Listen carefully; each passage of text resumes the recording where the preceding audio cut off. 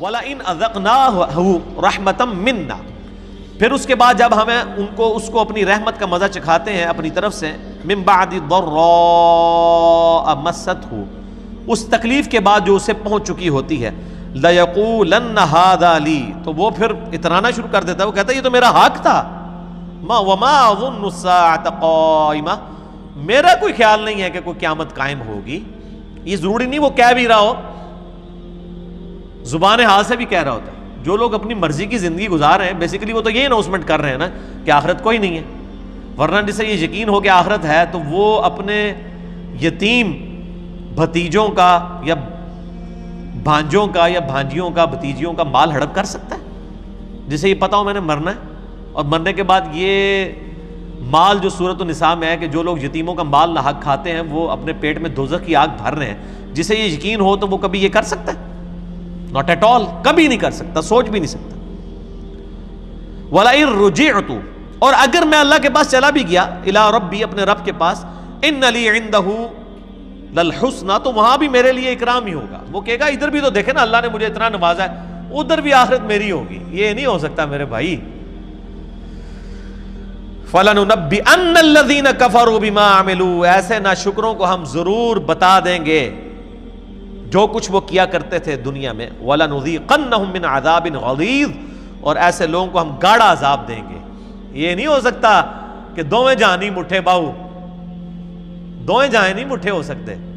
مٹھی میں اگر یہ جان لیا پھر آخرت تو چھوٹ جائے گی، دنیا میں آپ کو وہ ساری تکلیفیں گزارنی پڑیں گی، پھر آخرت کی ہمیشہ کی کامیابیاں ہوں گی۔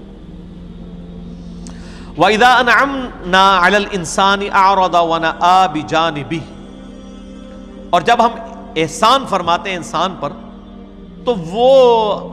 روگردانی کر لیتا ہے، پہلو تہی کرتا ہے ہم سے۔ وَإِذَا مَسَّهُ الشَّرُّ، اور جب اسے تکلیف پہنچتی ہے، فَذُو دُعَاءٍ عَرِيضٍ، اور لمبی چوڑی وہ دعائیں کرنا شروع کرتے ہیں۔ یہ دنیا میں بھی ہم دیکھتے ہیں، کئی لوگوں کو دیکھتے ہیں جب ان کے اوپر تکلیف آتی ہے تو تسبیح انہوں نے ہاتھ میں پکڑ لی ہوتی ہے، مسجد کے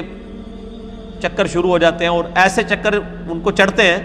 کہ جو بیچارے سالوں سے نمازیں پڑھ رہے ہوتے ہیں وہ بھی ان کے سامنے اپنے آپ کو نیچا فیل کر رہے ہوتے ہیں، یار تو پتہ نہیں کو کیڑا کو مسئلہ ہو گیا ہے اور کتنا ہے، مطلب اس کو اللہ تعالیٰ نے نواز دیا، اور جیسے ہی ان کا معاملہ سیدھا ہوتا ہے دوبارہ مسجد کا رخ نہیں کرتے۔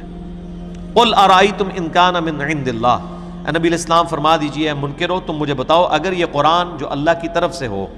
ثُمَّ كَفَرْتُمْ بِهِ، اور پھر تم نے اس کا کفر کیا، اگر اس کو ایک لمحے کے لیے فرض ہی کر لو کہ تمہارا ایمان تو نہیں، لیکن ایک لمحے کے لیے فرض کر لو کہ اگر یہ واقعی اللہ کی طرف سے ہوا اور تم نے اس کا انکار کیا، من اضل ممن هو فی شقاق بعید، تو اس سے زیادہ گمراہ کون ہے جو اس اختلاف میں اس حد تک شکی ہو جائے کہ اس کے اوپر ایمان نہ لے کر آئے۔ سنریہم آیاتنا فی الآفاق، یہ سورہ حامیم السجدہ کی آیت نمبر 53، اس پہ میں فی البدی 2 گھنٹے بھی بول سکتا ہوں، بڑی مشہور آیت ہے۔ ان قریب ہم اپنے منکرین کو دکھائیں گے اپنی نشانیاں اس آفاق میں، زمین و آسمان میں، وفی انفسہم، اور ان کی اپنی جانوں میں، حتی یتبین لہم انہ الحق، یہاں تک کہ ان پہ یہ بات کھل کے سامنے آ جائے گی کہ یہ قرآن حق ہے۔ ان قریب ہم زمین و آسمان میں اور ان کی اپنی جانوں میں ایسی نشانیاں ان کافروں کو دکھا دیں گے، یہ چیخ اٹھیں گے کہ قرآن اللہ کا کلام ہے، اللہ کا وجود برحق ہے۔ اور آج سائنٹیفک فیلڈ نے جس لیول تک ترقی کی ہے، اسٹرانومی کی فیلڈ میں، ایمبریولوجی کی فیلڈ میں، جیولوجی کی فیلڈ میں، واقعی اس ایک سپریم بینگ کو، سپر نیچرل ایجنسی کو، کریٹر آف دا یونیورس کو ماننے کے لیے لوگ تیار ہو گئے۔ یہ پاسبل ہی نہیں ہے کہ اتنا کمپلیکس ڈیزائن کس طرح خود بخود بن گیا۔ اولم یکفی بربک، کیا ان کے لیے کافی نہیں ہے، انہ علی کل شیء شہید، کہ اللہ تعالیٰ ہر چیز پر گواہ ہے۔ دیکھیں یہ اللہ تعالیٰ کا ایک بہت بڑا، ایک اللہ کی کوالٹی ہے۔ ایک تو ہے کہ اللہ کریٹر آف دا یونیورس ہے، ایک یہ کتنی بڑی کوالٹی ہے کہ کائنات بنا کے چھوڑ نہیں دی ہوئی ہے، بلکہ ہر چیز کے اوپر گواہ ہے۔ اس کے اوپر کبھی غور کریں، دنیا میں انسان بھی کئی ایک چیزیں مکان میں رکھ کے بھول جاتا ہے، لیکن اللہ تعالیٰ نے کروڑا کروڑ مخلوقات پیدا کی، ملینز آف سپیسیز پیدا کی، ہر سپیشیز آگے اربوں کی تعداد میں، اور ہر چیز کے اوپر اللہ کی نظر ہے۔ سورۃ الانعام میں اللہ تعالیٰ فرماتا ہے کہ کوئی درخت کا پتا نہ خشکی میں نہ تری میں نہیں گرتا مگر اللہ کے علم سے، اور زمین کی گہرائی میں کوئی دانہ نہیں پھوٹتا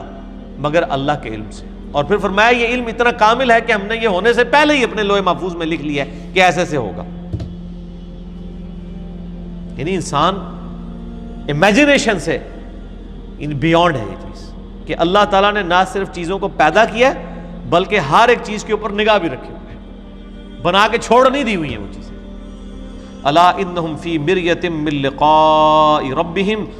آگاہ ہو جاؤ لوگ شک میں مبتلا ہیں اپنے رب سے ملنے کے بارے میں۔ الا انہ بکل شیء محیط، جبکہ اللہ تعالیٰ اس حال میں ہے کہ وہ ہر چیز کو گھیرے ہوئے ہے۔ یہ تو اسی طریقے سے ہے کہ کوئی شخص کبوتر کی طرح آنکھیں بند کر لے اور وہ کہے کہ وہ بلی غائب کر لے گا، بلی وہیں موجود ہے۔ قیامت کا دن اور جواب دہی وہ آپ کے سامنے موجود ہے، لاکھ کوئی آنکھیں بند کرے۔ اور یہ بڑی اہم بات ہے جو اللہ تعالیٰ فرماتا ہے نا کہ لوگ اللہ کی ملاقات کو بھولے ہوئے ہیں۔ اللہ کی ملاقات لوگ اس لیے بھولے ہوئے ہیں